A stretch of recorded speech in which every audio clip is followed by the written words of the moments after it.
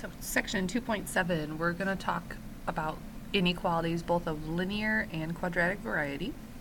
And the definition of absolute value is essentially just the distance from zero. And that's why when you calculate an absolute value of a number, it always comes out to a positive answer. It's because we don't measure distance in the negative. So when they say the absolute value of x minus a equals b, what that means is I always get this order wrong. That a is b units away from x, or in other words, the distance between x and a is b.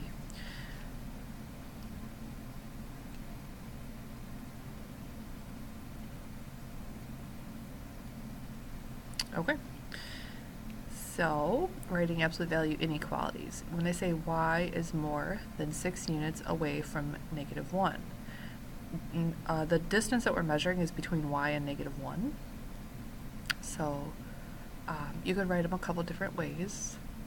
Y minus a negative 1, which of course is going to become a plus, is more than 6 units away. So it's greater than 6 units away. So in other words, absolute value of y plus 1 is greater than 6. X is less than 5 units away from 3. So x and 3 is what we're measuring the distance between. And it's less than 5 units away, so it's less than 5 is the distance. When we're solving inequalities, I always tell my children to keep the x's on the left-hand side of the inequality, that way you don't have to worry about flipping and getting a little dyslexic. So you would subtract 4x and get 3x. I would add the 8 and get less than a 15. When you divide both sides by 3, you get x is less than 5. Now, that's an acceptable answer if they wanted inequality notation. But interval notation, sometimes it helps to sketch a number line. If I want everything less than 5, first of all, I'm not including 5, so that would be a parenthesis, and then less than 5 would be everything that direction. So when I transfer that to an interval, I see it's from negative infinity up to 5 with a parenthesis because it's not including. Alright, moving on. Oops, did I miss one? Number 4, when you divide both sides by a negative coefficient, remember that takes your inequality and reverses it, so that'd be t greater than 2. So that is an acceptable inequality answer, but everything greater than 2 would be from 2 to infinity. And again, if it helps you to write an inequality, please do, the graph of the inequality, do that before you write the interval notation. Alright, number 5, we're going to distribute the 4. Apparently I'm a little tired. Apologies. And I always instruct you guys to bring all the variables to the left. So I'm going to subtract 4 and get a negative 5m. Less than or equal to, if I subtracted 3, I get a negative 15. And because we're going to divide by a negative coefficient, I'm going to reverse the sign, and now it's m is greater than or equal to 3. That is an acceptable inequality answer. Everything greater than or equal to 3 would be with a bracket, 3, and everything bigger to infinity. Now this is a quadratic, and I didn't have a chance to change the notes before I copied them, so sorry. I'm not going to do this case 1, case 2 business. I've decided I can teach it a much better way. First of all, when you want to look at components of a quadratic, you need them in standard form, and then you probably want to look at the factors. So I'm going to subtract the 10x over and rewrite it in what looks like standard form. So x squared minus 10x plus 21 is greater than or equal to 0. Now I'm going to give you 2 ways to do this problem. One's an algebraic method. If you want to know what's going on a parabola, and if you think about any old parabola, it looks something like this. I want to know where this parabola is greater than 0. In other words, I want to know where this parabola is above the x-axis, or resulting in positive answers. So there's going to be 2 places, 2 intervals where this occurs. An algebraic method, if you were to find these critical points called zeros or x-intercepts, you would know where the interval would begin or possibly end. So the first thing I'm going to do is I'm going to factor my quadratic. Let's see, that'd be a minus 7 and a minus 3, and find my x-intercepts. So x equals 7 and x equals 3 are my x-intercepts. So the next thing I would do is I'd create a number line, and I'm going to see what sort of output values this interval is giving me. So I mark down my critical points, meaning where the function switches from a positive to a negative function. And if I were to evaluate my original function, this blue guy right here, any number to the left of 3, so I'm going to choose a 0, so I'm going to test a 0. 0 minus 0 plus 21 gives me positive numbers. If I test in between 3 and 7, I'm just going to randomly choose the number 5. I would get 25 minus 50 plus 21. That's going to give me a negative answer. Then if I choose something bigger than 7, I'm going to test a 10. That would be, let's see, 100 minus 100 plus 21. That's a positive value. You can see that there are 2 intervals where this function is increasing, or is a positive function for positive outputs. And that would be this interval right here and this interval right here. Now notice the original problem did not have an equal to symbol, so when I write my intervals, I'm not going to include the x-intercepts as part of my intervals. So negative infinity to 3, and also from 7 to infinity. So that's the algebraic way that I could teach you on quadratic inequalities.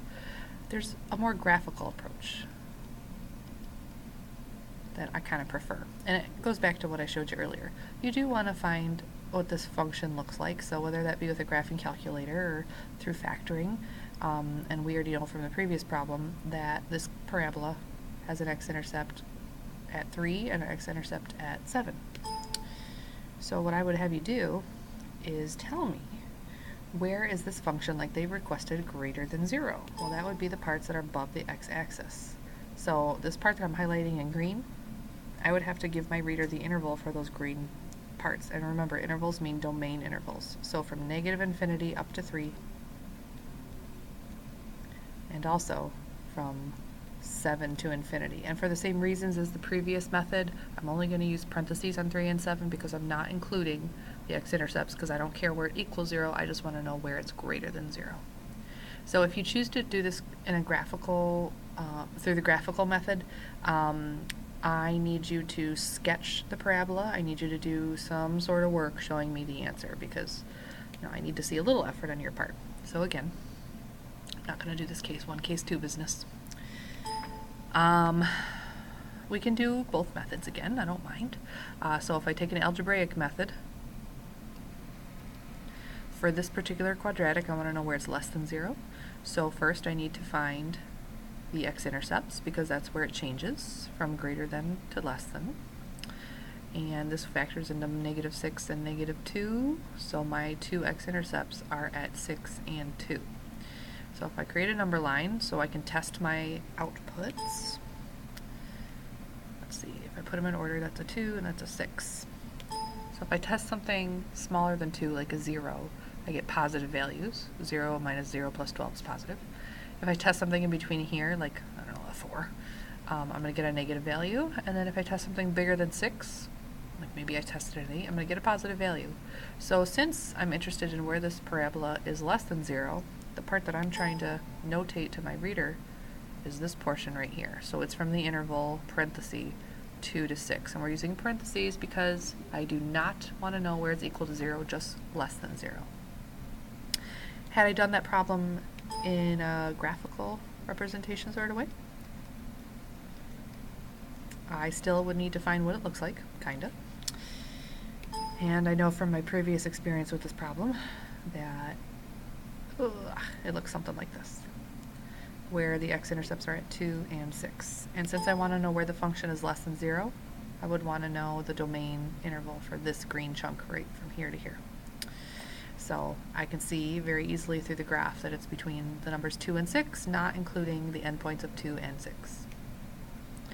When you're solving absolute value inequalities, you have to remember that absolute values produce 2 problems. We have AND problems and OR problems. It's a less than problem, it's an AND. And if it's a greater than problem, it's an OR. So first thing I notice is number 8 is going to be an AND problem. My kids in Algebra 2 used to think of it as the word land, because they see the less than as an L, and then they thought land. Okay, so they put those together. Our 2 problems are x minus 5 greater than 3. I just take the bars off, and then I put the word and in the middle. And then x minus 5. Now you're going to flip the sign and negate the answer. And then you're going to solve. So x is less than 8, and x must be greater than 2. So if I'm giving you a number line answer, I'm only going to graph numbers that are both less than 8 and greater than 2. So I'm going to write my endpoints down, and then I'm going to use parentheses, and we're going to end up shading in between 2 and 8. Remember from Algebra 2 that land problems end up looking just like that, like dumbbells. They might have brackets, depending on whether we have equal to or not, but ands or lands end up graphing like that in most cases. This is an or, because it's a greater than symbol. We're still going to set them up using 2 problems. The first one, you just take off the bars. And the second one, you flip the sign again and negate the answer. So we're really going to be solving very similar problems, except the difference in the and the or is immense.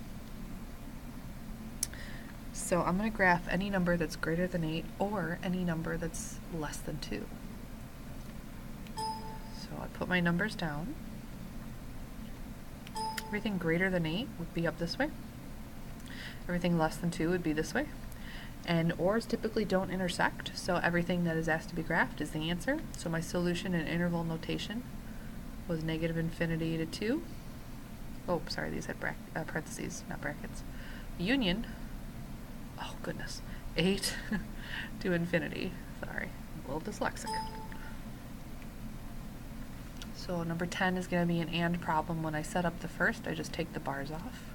I'm going to write the word and in the middle. And then when I set up the second problem, I flip the sign and negate the answer. So I'm going to subtract 8 and get x less than or equal to negative 5, and x must be greater than or equal to negative 11.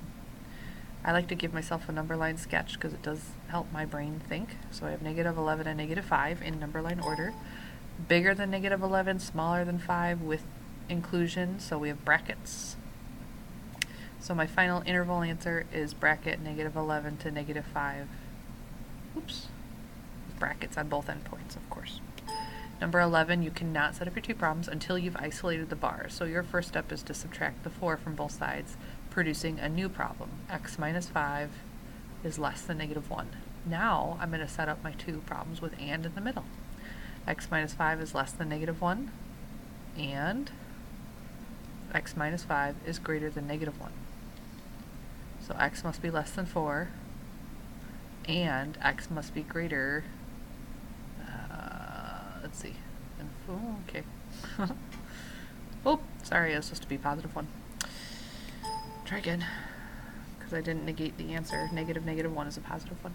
So x greater than 6. Now let's think about this for a second. This is a strange case. I've got 4 and 6. And if I'm trying to figure out numbers that are less than 4 and all my numbers that are greater than 6, well, bad news. There are no problems that are both less than 4 and greater than 6. So this is a case where you have no solution. Now, had I went back to this part of the problem right here, how possibly could we take the absolute value of some number and produce an answer that is less than negative 1? That's impossible. You can't take the absolute value of a number and get a result that's negative. So I should have known right away this was a no solution. These are compound inequalities, which are just another notation for writing and problems. I call them sandwich problems. And you're just going to solve for the variable, so you're going to subtract 6, but what's kind of special is you're going to subtract 6 3 places, because you actually have 2 and 1. These are compound. So negative 10 less than 5t less than or equal to, careful here, 15. And then when I divide by 5, I'm going to divide by 5 in 3 places again. So I end up with negative 2 less than t less than or equal to 3.